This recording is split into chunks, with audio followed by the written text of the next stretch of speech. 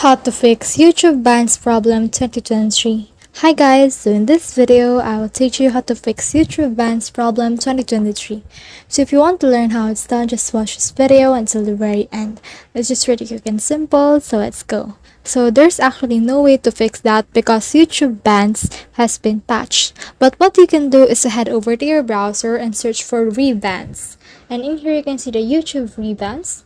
So just click on this and you will see all of the options right here. So just click on this download right here, and then from in there you can scroll down and you can download the Revanced Manager.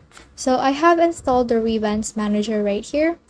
So Revanced is just right here, and from in there you can download the micro G and also the YouTube Revanced, which is just the YouTube Vanced that is far better and improved. So that's the whole process. I hope this video helped you to fix YouTube Vanced problem 2023. If you have questions or comments, kindly put in the comment section below. And if not, don't forget to subscribe and like. Thanks.